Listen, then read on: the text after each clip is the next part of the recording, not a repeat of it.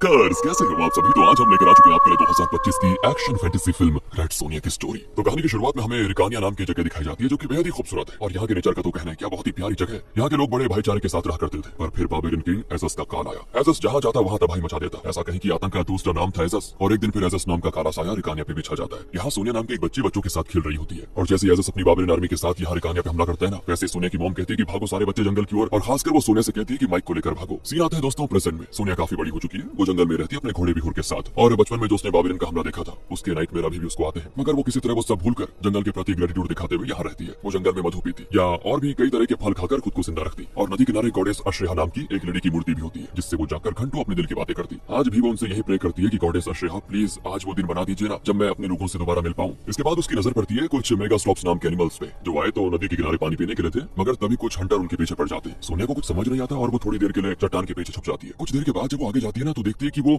मेगासेरोप्स जमीन पे गिरे पड़े। हंटर्स ने पैसे कमाने के लिए उनके सींग को उखाड़ दिया था और ये मेगासेरोप्स बेचारे तड़प रहे थे। तब सोनिया गॉडेस अश्रेया से प्रे करती है कि इनकी तकलीफें कम कर दीजिए और मुझे इतनी शक्ति दे दीजिए कि मैं इन हथियारों को ढूंढ कर खत्म कर पाऊं। फिर सोनिया हंटर्स के घोड़ों के कदमों के निशान का पीछा करते करते जंगल से बहुत दूर निकल जाती है और उसे वो दो हंटर्स एक किले में एंटर करते हुए दिखाई देते हैं। फिर क्या था दोस्तों, सोनिया अपने घोड़े को समझाती है कि बिहुर तुम मेरे पीछे नहीं आओगे, समझे, मुझे कुछ लोगों का गला काटने जाना है जरा। मगर बिहुर भी था तो जिद्दी दोस्तों, वो अपनी मालकिन को अकेले कैसे छोड़ पाता। अब रात में हम देखते हैं कि सोनिया जाती है हंटर के अड्डे पे। वो छिपकर पहले इनके अड्डे पे थोड़ी देर नजर रखती है अपनी। यहाँ ड्रैगन नाम का किंग अपने लोगों के साथ एक बहुत ही बड़े से गद्दी में बैठ कर आता है। ड्रैगन की गद्दी बहुत तगड़ी होती है दोस्तों। उसकी टीम में बहुत ही शक्तिशाली लोग भी मौजूद होते हैं। कुछ तो इंसान और जानवर का मिक्सचर भी होते हैं। वहीं ड्रैगन तो बिल्कुल पतला सूखा होता है मगर उसका दिमाग बहुत तेज होता है क्योंकि उसने बहुत सारे इन्वेंशंस किए थे। उसने एक ऐसी मशीन बनाई थी पेड़ काटने वाली जो कि 100 गुलामों का काम अकेले ही कर देती थी। और ये जो हंटर्स थे वो भी ड्रैगन के लिए काम करते थे। उन्होंने कई सारे मिस्टिकल क्रिएचर्स को पकड़ के भी रखा हुआ था जैसे सेबरटूथ्स, वुल हंट्स, मोट्रीफेरम वगैरह वगैरह। ड्रैगन कहता है कि फिलहाल मैं अपने साथ साइक्लोप्स को लेकर जाऊंगा। इसके बाद तुरान नाम की जगह के कुछ लास्ट विरोधी भी किंग के सामने पेश हो जाते हैं और इसमें तुरन का किंग भी शामिल होता है। ड्रैगन कहता है कि आपको याद होगा मैं आपसे पहले भी मिल चुका और उस वक्त मैं किंग एजस का ही गुलाम हुआ करता था। तब आपने मेरे मुंह पे थूका था, मुझे याद है। खैर वो सब तो हो गई पुरानी बातें। फिलहाल पता है मैं क्या ढूंढ रहा हूँ, रिकानिया की सीक्रेट बुक का दूसरा हिस्सा।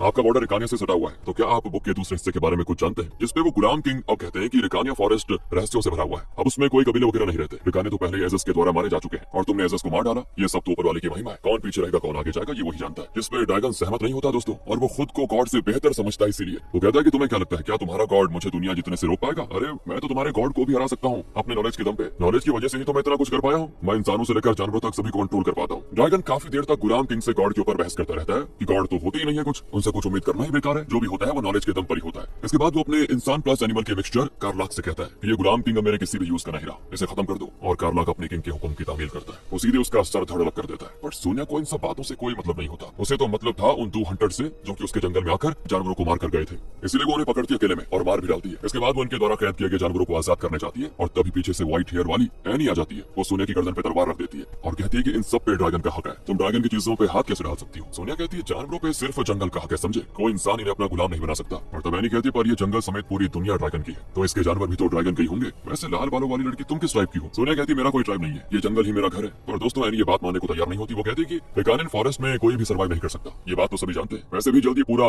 रिकानियन फॉरेस्ट कट जाएगा। तभी एनी को कुछ आवाज सुनाई देती है जिससे वो बात करने लगती है। सोनिया उससे कहती है तुम अकेले अकेले क्यों बात कर रही हो, कहीं पागल तो नहीं हो गई बहन। और ये सुनकर एनी को आ जाता है सोनिया पे गुस्सा और वो अपनी तलवार से उसके हाथ पे कट मार देती है। इसके बाद तो दोनों के बीच में भयंकर तलवारबाजी होती है। इस लड़ाई में इतना शोर शराबा होता है कि सारे लोग जमा होकर ये तमाशा देखने के लिए आ जाते हैं। आखिर में सोनिया एनी का गला दबोच लेती है। तभी वहाँ पे आ जाता है सोनिया का घोड़ा बिहुर जिससे वो डिस्ट्रैक्ट हो जाती है और ड्रैगन का वन मानुष कार्लाक एक फाइट में दोस्तों सोनिया को मारकर बेहोश कर देता है। वो जब होश में आती है तो देखती है कि ड्रैगन मेरा इलाज करवा रहा है। अभी सोनिया पूरी तरह से होश में नहीं आई थी। उसे सब कुछ धुंधला धुंधला सा दिख रहा था। वो देखती है कि एनी सबके सामने कह रही है कि ये लड़की मेरे आगे कुछ भी नहीं है। मतलब वो सोनिया की बेइज्जती कर रही होती है। जिसपे ड्रैगन अब एनी पे टॉन्ट मारते हुए कहता है कि अच्छा अगर ऐसी बात है तो फिर कार्ला को बीच में आने की क्या जरूरत पड़ी। इसके बाद वो सोनिया से पूछता है क्या तुम रिकानियन हो, तो एनी ही जवाब दे देती है कि इसने कहा इसका कोई ट्राइब नहीं है। ड्रैगन पूछता है फिर तुम्हारे पास ये रिकानियन फॉरेस्ट का मैप क्या कर रहा है। तुम मैप लेकर चल रही हो, इसका मतलब साफ है कि तुम किसी चीज की तलाश में हो। मैं भी किसी चीज की तलाश में हूँ और लगता है ये मैप मेरे काम आ सकता है। इसके बाद जैसे ड्रैगन पीछे मुड़ता है दोस्तों वैसे सोनिया अपना एक हाथ छुड़ाकर उस पर हमला कर देती है। हालांकि वहाँ पे ड्रैगन के बहुत सारे सिपाही वगैरह होते हैं जो कि अपनी तलवार की नोक में सोनिया को सीधे खड़े रहने पे मजबूर कर देते हैं। ड्रैगन को सोनिया पसंद आ गई थी। वो कहता है कि हम इसको मारेंगे नहीं बल्कि डैमनाटी ज्वाइन करवाएंगे, क्या पता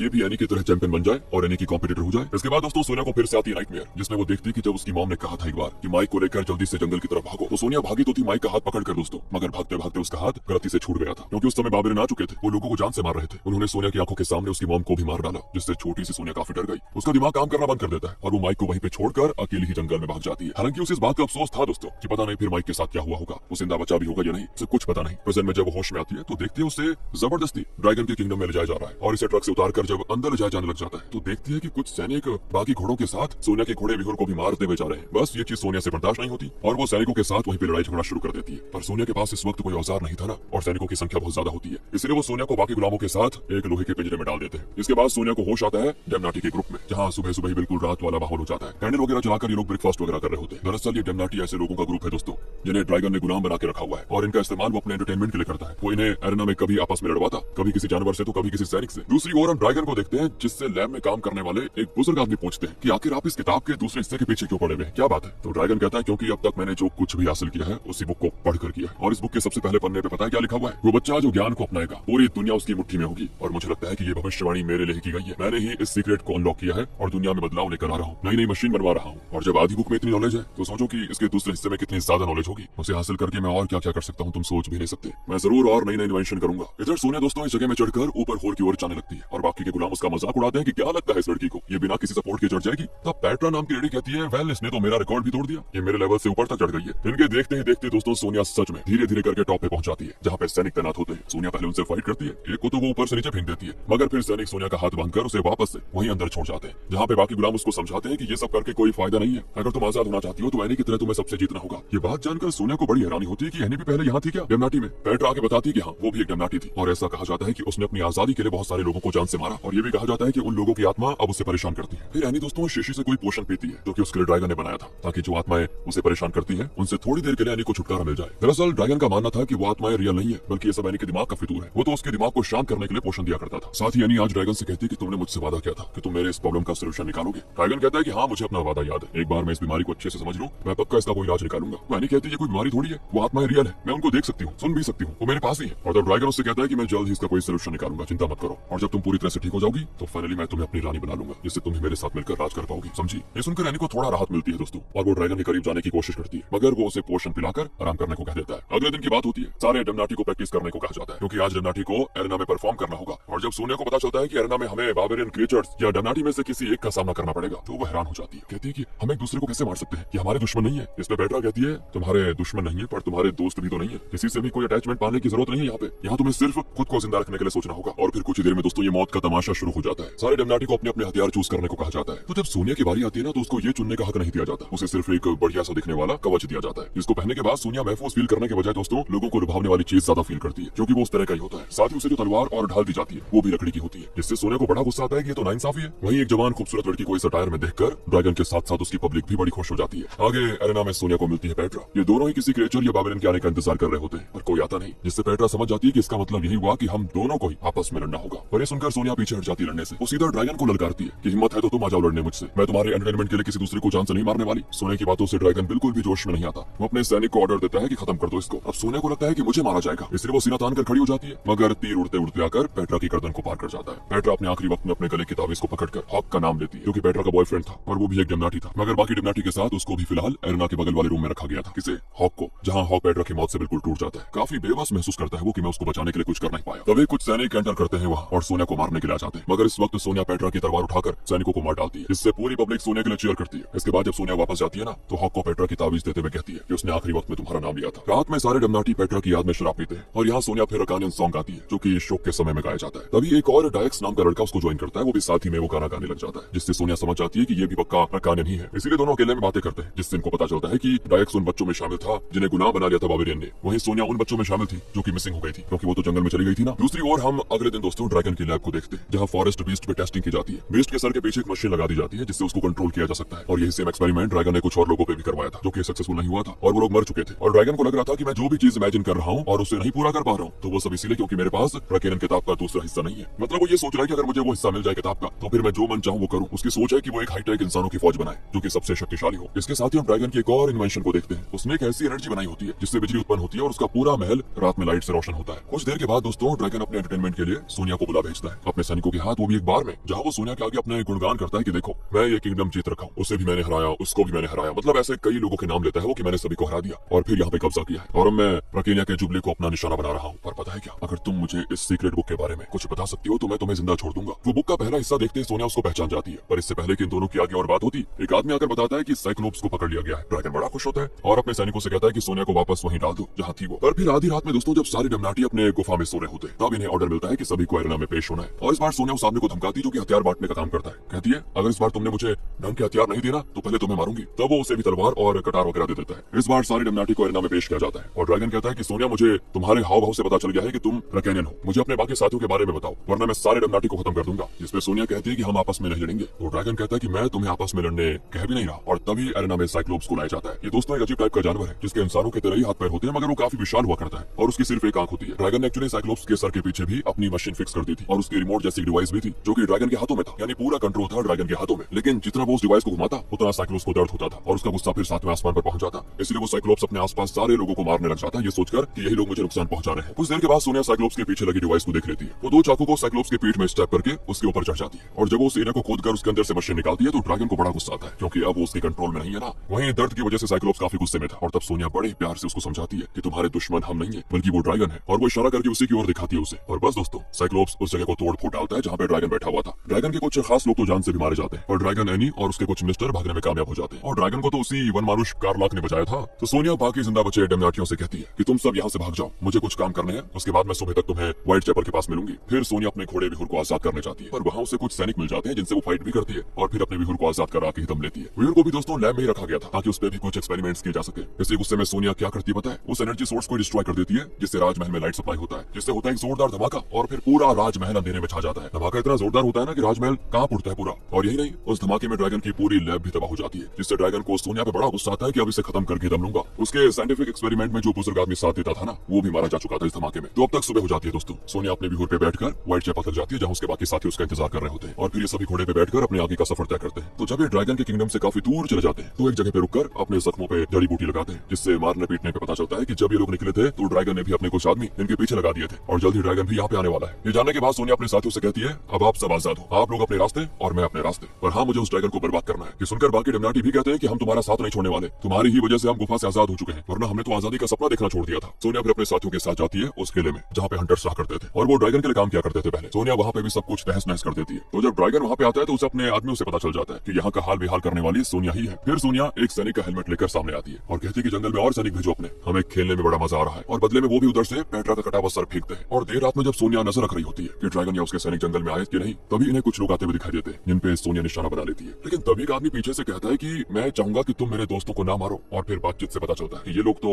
रकैनियन है जो उस समय दोस्तों बाबिलोन के चंगुल से बच गए थे ना, वो वाले हैं ये। और फिर उन्होंने दूसरी साइड जंगल में अपना एक छोटा सा बस्ती बना लिया था। उसके बाद धीरे धीरे करके इनकी जनसंख्या बढ़ी। इनमें से हेस्पेरा नाम की एक लेडी होती है जो कि सोनिया को पहचान लेती है कि तुम तो डेनरा की बेटी हो। तो सोनिया हेस्पेरा को बताती है ड्रैगन अब लास्ट के बचे हुए रकेनियन को तबाह करने आ रहा है, साथ ही वो हमारे सीक्रेट किताब का दूसरा हिस्सा भी हासिल करना चाहता है। तो हेस्पेरा को कुछ याद आता है और स्टोरी होती है पास्ट में शिफ्ट। जब दोस्तों बाबेरियन ने रकेनिया पे हमला किया था तो सारे बड़ों ने बच्चों से कहा था जंगल की ओर भागे। तब सोनिया की मॉम ने उससे ये कहा था कि माइक को भी अपने साथ लेकर जाओ, पर भागते भागते वो लड़खड़ा कर गिर गया था। उसी वक्त एक बाबेरियन ने सोनिया की मॉम को मार डाला था जिससे सोनिया डिस्टर्ब हो गई और फिर वो हिम्मत नहीं जुटा पाई थी दोबारा जाकर माइक को उठाने के लिए और वो खुद ही अकेले जंगल में चली गई थी और माइक बेचारा वहीं पे छूट गया था। वो फिर बचने के लिए मंदिर में घुस गया जहाँ पे हेस्पेरा और कुछ लोगों पे बाबेरियन ने हमला किया था। दरअसल हेस्पेरा मंदिर में वही सीक्रेट किताब लेने के लिए घुसी थी, मगर फाइट के दौरान उस किताब के दो टुकड़े हो गए। एक हेस्पेरा अपने साथ लेकर भाग गई और दूसरा माइक ने रख लिया। बाबेरियन ने बाकी बचे एडल्ट्स को मार डाला और बच्चों को अपना गुलाम बना लिया। उन्हीं बच्चों में सिर्फ माइक बच पाया, वो भी उस किताब की नॉलेज की वजह से। माइक और एनी दोनों ही बाकी गुलाम बच्चों में सबसे ज्यादा होशियार थे, इसीलिए उन्होंने साथ मिलकर बाबेरियन किंग को मार डाला। मगर तख्ता पलट करने के बाद फिर माइक ने खुद का नाम बदलकर ड्रैगन कर दिया और वो बाबेरियन से भी ज्यादा क्रूर राजा बन गया। हाँ दोस्तों, ये वही है माइक भाई। इसके बाद स्टोरी प्रेजेंट में जाती है। ड्रैगन अपने बचे हुए कुछ साथियों के साथ हंटर किले के बाहर आ जाता है और फिर तोप से गोलाबारी करने की पूरी कोशिश करता है ताकि पूरा जंगल ही राख हो जाए। मगर अभी तक सोनिया और उसके बाकी सभी साथी जंगल से बाहर आ जाते हैं। तब ड्रैगन एनी से कहता है कि तुम मुझे सोनिया का सरला कर दो, मैं तुमसे शादी करके तुम्हें अपनी क्वीन बना दूंगा, जिसके लिए वो मान जाती है। वहीं बचे में कुछ सैनिक और रकेनियन में वॉर शुरू हो जाती है। ड्रैगन का वन मानुष कारलाक तो हॉक को जान से मार डालता है। इधर सोनिया और एनी भी दमदार तलवारबाजी करती है और आखिर में एनी सोनिया के पेट पे तलवार को आर पार कर देती है। इसके बाद वो जैसे ही सोनिया का गला सर से अलग करने वाली होती है ना, वैसे ही बिहुर आकर एनी को धक्का देता है जिससे वो गिरकर बेहोश। वहीं बिहुर सोनिया को अपनी पेट पे लाद कर लेक के पास लेके जाता है, यानी गॉडेस ऐश्वर्या के पास। वहाँ सोनिया अपनी आखिरी सांसें ले रही होती है, मगर फिर वहाँ गॉडेस ऐश्वर्या प्रकट हो जाती है दोस्तों और सोनिया को एक और जीवन दान देती है। तब तक मैं सुबह भी हो चुकी थी। ड्रैगन ने सोनिया के बाकी सभी साथियों को बंदी बना लिया था और यहाँ ड्रैगन हेस्पेरा को मारता पीटता है कि तुमने बचपन में मुझे मरने देने के लिए छोड़ दिया था ना। हालांकि हेस्पेरा तो उसको सिचुएशन समझाने की कोशिश करती है कि मंदिर में मैंने तुम्हें छिपा हुआ देखा था, तो मैं उस वक्त वहाँ से भाग गई अपनी जान बचाने के लिए क्योंकि मुझे बाबेरियन ने देख लिया था और फिर बाद में मैं तुम्हें लेने के लिए वापस आई पर तुम वहाँ नहीं थे। पर कहाँ इस बात को ड्रैगन मानने वाला तो था नहीं। उसके मन में बहुत ही गुस्सा आ चुका था इन सभी रकेनियन को लेकर। पर जैसे उसे हेस्पेरा के पास उस सीक्रेट किताब का दूसरा हिस्सा मिलता है वो बहुत ज्यादा खुश हो जाता है और ठान लेता है कि अब तो मुझे इस दुनिया का भगवान बनने से कोई भी रोक नहीं सकता। इसके बाद वो हेस्पेरा को जान से मारने के लिए जैसे तलवार उठाता है वैसे वहाँ पे आ जाती सोनिया। उसको देखकर ड्रैगन एनी पे बड़ा गुस्सा करता है कि तुमने तो कहा था कि ये मर गई। सोनिया के साथ साथ उसका पुराना साथी ओसिन भी आया था दोस्तों, वो भी अपनी छोटी सेना की टुकड़ी लेकर और अब सभी मिलकर ड्रैगन के किले पे हमला कर देते हैं। देते हैं। तब ड्रैगन, जो खुद फाइट वाइट में उतना माहिर नहीं है, वो अपने लोगों से कहता है कि अपने किंग की रक्षा करो। ये कहकर वो और एनी रूम में चले जाते हैं, जहाँ पे ड्रैगन किताब के दोनों टुकड़ों को साथ में रखता है और पढ़ना शुरू करता है उसको। पर जैसे वो उस किताब का पन्ना पलटता है, उसकी सारी खुशी निराशा में बदल जाती है, क्योंकि अभी अभी जो हेस्पेरा से उसे हिस्सा मिला था उसमें healing, medicine, balance in nature वगैरह के बारे में लिखा हुआ था। जबकि पहले ड्रैगन को लगता था कि इसमें एडवांस साइंस और एक्सपेरिमेंट्स के बारे में लिखा हुआ होगा। इसके बाद ड्रैगन फिर एनी को हुक्म देता है कि जाओ जाकर उस सोनिया को मार डालो। तो इस बार वो इनकार कर देती है और तब ड्रैगन उसको बहुत सारी भली बुरी बातें कहना शुरू कर देता है कि तुम तो एक नंबर की डरपोक हो, जब तुम अपने किंग की रक्षा नहीं कर पाओगी तो तुम उसकी क्वीन कैसे बनोगी। पर फिर भी दोस्तों वो नहीं मानती, तो ड्रैगन और बुरी बातें कहने लग जाता है कि तुम पागल हो, तुम्हें जो सुनाई देता है रियल में ऐसा कुछ है ही नहीं, तुम्हारा ये हश्र करने वाला तो मैं ही हूँ। तुम जिस पोशन को मेडिसिन समझकर पीती हो ना अपने दिमाग को शांत करने के लिए, उसे मैंने ही बनाया था तुम्हारा दिमाग खराब करने के लिए, ताकि तुम कभी भी सिंहासन के हकदार न बनो। क्योंकि पहले तुम मुझसे ज्यादा होशियार, फुर्तीली और लायक थी। अगर तुम चाहती तो मुझे भी कुर्सी से हटा सकती थी, इसलिए मैंने तुम्हारे साथ प्यार का खेल रचा कि हम दोनों शादी करके साथ में सारा राजकाज संभालेंगे। इस तरह से बातें करते हुए दोनों एक साथ एक दूसरे के पेट में स्टक कर देते हैं दोस्तों। और जब तक उस कमरे में सोनिया आती, तब तक जख्मी होने के बावजूद भी ड्रैगन वहां से भाग चुका था और एनी अपनी आखिरी सांसें ले रही होती है। खून के निशान का पीछा करते करते सोनिया चली जाती है उस जगह पे जहाँ पहले बचपन में वो रहा करती थी। वहाँ वो देखती है कि ड्रैगन पागलों की तरह बर्ताव कर रहा है। वो अपने उस किताब के पन्नों को फाड़ रहा है जिसे वो अभी तक अपनी जान से भी ज्यादा प्यार करता था। सोनिया को देखकर वो कहता है कि रेड सोनिया, आओ तुम भी आओ, देखो मेरा खात्मा। मैंने आज तक जिस वेपन का सहारा लेकर दुनिया को जीतने की कोशिश की, वो आज मेरे किसी काम की नहीं है। और तब सोनिया उसे समझाती है, ये किताबी नॉलेज ने तुम्हें गुलामी से बाहर निकाला, मगर उसके बाद तुमने क्या किया? तुमने तो बाबेरियन से भी ज्यादा तबाही मचाई और गुलाम व्यवस्था को खत्म करने के बजाय और गुलाम बनाने शुरू कर दिए। तुम्हें और एजस में कोई फर्क ही नहीं है। तुमने पूरी जिंदगी गॉड पे यकीन नहीं किया और आज देखो मरने के बाद तुम उन्हें क्या मुंह दिखाओगे। ड्रैगन कहता है कि नहीं, गॉड होते ही नहीं है, अगर वो होते तो मुझे अकेला नहीं छोड़ते। तो सोनिया माफी मांगती है कि मुझे तुम्हें अकेला नहीं छोड़ना चाहिए था। अगर मेरा यकीन करो, उसके बाद से मैंने भी कभी जिंदगी नहीं जी अच्छे से, बस अपने लोगों की तलाश करती रही हमेशा। ड्रैगन कहता है कि तुम तो यहाँ मेरा खून करने आई हो ना, मुझसे माफी क्यों मांग रही हो? सोनिया कहती है, मैं यहाँ ड्रैगन को खत्म करने आई हूँ और अपने छोटे से माइक को दोबारा जगाने आई हूँ। ये सुनकर सोनिया का वो हाथ पकड़ लेता है और कहता है कि मुझे बहुत ही डर लग रहा है, मैं अब मरने वाला हूँ, क्या होगा? सोनिया कहती है, आगे तुम्हें शांति मिलेगी, चिंता मत करो। सोनिया का हाथ पकड़ते ही दोस्तों माइक की मौत हो जाती है, जिसकी लाश लेकर फिर वो अपने बाकी साथियों के पास आ जाती है और सभी से कहती है कि इसका अंतिम संस्कार एक रकेलन की तरह होगा। जिस पे हेस्पेरा का हस्बैंड कहता है कि नहीं, इसने ऐसे कर्म ही नहीं किए जिसकी वजह से इसको इज्जत दी जाए, इसको तो जानवरों से भी गंदा मारना चाहिए। तो सोनिया कहती नहीं, इसके अंदर हमारा छोटा माइक है, भले ही बड़ा होकर सही गार्डियंस ना मिलने की वजह से जो भी वो बन गया, मगर हम हमारे रकेलन बच्चे को इज्जत के साथ ही दफन करेंगे। जिसके बाद हेस्पेरा का हस्बैंड सोनिया को भी अपने साथ उस बस्ती में चलने के लिए कहता है जहाँ अब वो बच्चे कुछ रकेलन के साथ रहता है। मगर सोनिया ये कहकर इनकार कर देती है कि मैंने अपनी पूरी जिंदगी इस जंगल में गुजारी है, अब मुझे दुनिया घूमनी है, एडवेंचर पे जाना है। अगले सीन में दोस्तों काफी साल गुजर चुके होते हैं और हम सोनिया को एक पब में देखते हैं जहाँ पे ओसिन आता है और कहता है कि हमें तुम्हारी जरूरत है। ये सुनते ही सोनिया अपनी तलवार उठाती है और निकल जाती है उसकी मदद करने के लिए। इसी के साथ होती है दोस्तों ये कहानी यहाँ पे खत्म। बाकी आप बताइए आपको कैसी लगी? मिलते हैं आपसे अगली वीडियो में, ध्यान रखिएगा अपने। Finally thanks for watching.